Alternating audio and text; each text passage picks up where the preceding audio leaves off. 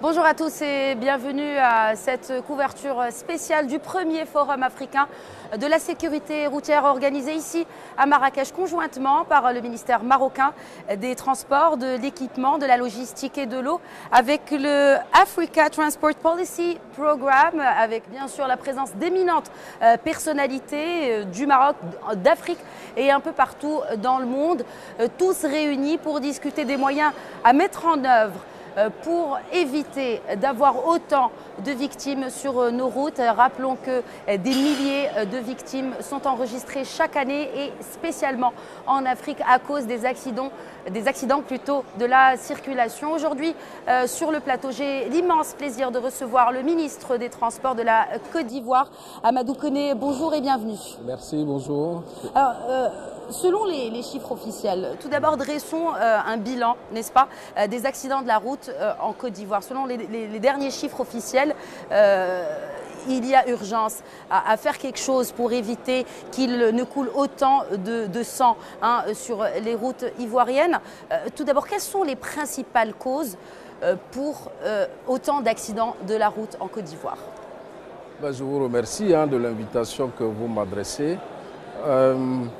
C'est vrai que la route tue beaucoup en Afrique, la route tue beaucoup en Côte d'Ivoire.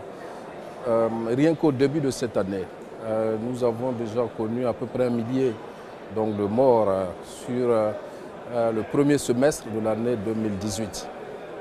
Les raisons sont nombreuses. Globalement, il s'agit d'à peu près 90% en ce qui concerne le facteur humain. Il s'agit de 3 à 4% liés aux infrastructures maintenant et le reste sur la qualité des véhicules. C'est dramatique et le pays est en train de travailler justement à travers une commission nationale de sécurité routière qui n'existait pas et qui a l'avantage de regrouper toutes les administrations et toutes les agences pour faire en sorte que non seulement nous soyons plus efficaces en matière de prévention, mais que nous soyons aussi très efficaces en matière de prise en charge des accidentés. Parce qu'il y a eu 1 millier de morts, souvent pas des accidents trop graves. Mais la prise en charge par derrière n'a pas certainement été faite de façon convenable. Donc il y a un travail important qui est en train d'être fait sur tous ces aspects. Les infrastructures, les véhicules, les conducteurs et la prise en charge post-accident. Vous avez parlé de contrôle. Je sais que dès que vous avez pris fonction en début 2017, donc à la tête de ce ministère des Transports ivoirien, vous avez entamé un programme de réforme. Et il est question donc vous avez parlé de vidéosurveillance, de vidéoverbalisation, pardon. Et il y a aussi cette question des véhicules importés, de l'état des véhicules qui constitue aussi une cause principale des accidents de la route en Côte d'Ivoire. Alors, brièvement, de quoi s'agit-il exactement? Vous entamez ce programme de réforme. Est-ce qu'il y aura beaucoup plus de contrôle? Est-ce qu'aujourd'hui, en Côte d'Ivoire, vous allez un peu, disons, serrer la vis en ce qui concerne les véhicules qui circulent sur les routes? Je suis heureux de constater qu'il ne s'agit pas seulement que de la Côte d'Ivoire. Dans la salle tout à l'heure, les ministres ont été interpellés justement par des représentants de la société civile sur la vétusté des parcs automobiles en Afrique qui créent des problèmes de sécurité routière, mais qui créent des problèmes d'environnement, ainsi de suite. En ce qui nous concerne, au niveau de la Côte d'Ivoire, nous avons décidé de légiférer sur l'âge des véhicules d'occasion importés en Côte d'Ivoire. Limiter l'âge d'importation des véhicules d'occasion en Côte d'Ivoire permettra d'avoir un âge moyen du parc automobile qui soit un âge raisonnable. Vous savez, on continue dans nos pays d'importer des véhicules qui ont 20, voire 30 ans, qui ne sont même plus équipés, qui ne sont pas équipés d'instruments nouveaux, éprouvés par les spécialistes qui, eux, font les analyses des raisons des accidents mortels. Beaucoup de véhicules sont encore envoyés dans nos pays qui n'ont même pas de airbag. Parce qu'au moment où ça a été fabriqué, il n'y avait pas de airbag à cette époque, ainsi de suite.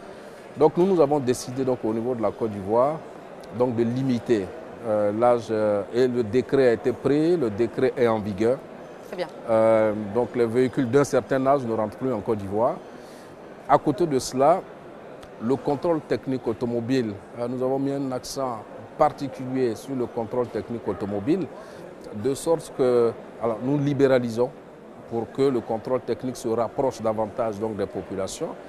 Mais également, donc, nous travaillons à responsabiliser directement l'agent qui aura attesté donc, de la qualité du véhicule après le contrôle technique. Donc tout devra être tracé pour qu'en cas d'accident, nous sachions quels sont ceux qui ont donné les autorisations, que ce soit le permis de conduire, le contrôle technique automobile, ainsi de suite. Ce qui nous permettra donc de retirer à certains donc, des agréments parce qu'ils ne feraient pas correctement leur travail.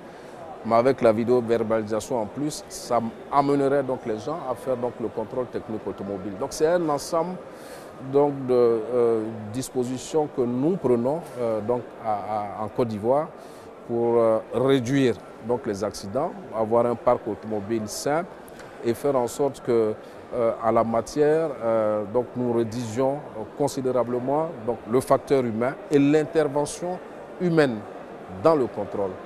Je voudrais terminer avec ce point dernier d'infrastructure et nous sommes aujourd'hui au premier forum, n'est-ce pas, à Marrakech, premier forum africain de la sécurité routière, monsieur le ministre. Vous attendez exactement à quoi à l'issue de ce forum, que ce soit pour l'échange d'expertise ou aussi, n'est-ce pas, pour établir peut-être une route ou une feuille de route pour, de manière générale, n'est-ce pas, en Afrique et tout particulièrement en Afrique de l'Ouest, réduire les accidents de la route? Bon, j'étais très curieux de voir un peu les réalités sur le continent, dans les différents pays présents ici. Parce que vous savez, en matière de sécurité routière, c'est vrai que tout le monde dira que le facteur humain est le plus important, ainsi de suite. Mais je pense que les raisons de l'insécurité routière, même si elles sont classées dans des tiroirs qui sont connus, ne sont pas exactement les mêmes donc, dans les différents pays. Par rapport au niveau de développement des infrastructures, dans certains pays, ce sera donc les vitesses qui tuent parce qu'il y a des routes de bonne qualité. Dans d'autres pays, c'est parce qu'il n'y a pas de route de bonne qualité ou qu'il n'y a pas de route, il y a un mode donc, de transport qui est privilégié et qui est un mode de transport qui fait le plus d'accidents, comme les motos donc, dans beaucoup d'endroits, ainsi de suite. Donc, ce qui m'intéressait, c'était de voir les progrès réalisés en fonction du statut du pays en termes de développement donc, des infrastructures de transport et de voir à quel niveau donc, la Côte d'Ivoire se situe, faire le point en ce qui concerne les efforts que nous avons faits. Ça me permet aussi de discuter de toutes ces solutions dont je vous parle avec les uns et les autres et de partager cela. J'avoue que certains de mes collègues qui ont à peu près les mêmes réalités que chez nous sont très intéressés par cette expérience que nous faisons en Côte d'Ivoire. Et puis enfin, voir les équipementiers donc au Maroc. Je suis heureux qu'en marge donc, du forum, il y a cette exposition qui nous permet donc, de découvrir ce qui est fait par les équipementiers donc, de la sécurité donc, routière ici. Et je pense que nous allons nouer donc, assez rapidement des partenariats avec ces équipementiers.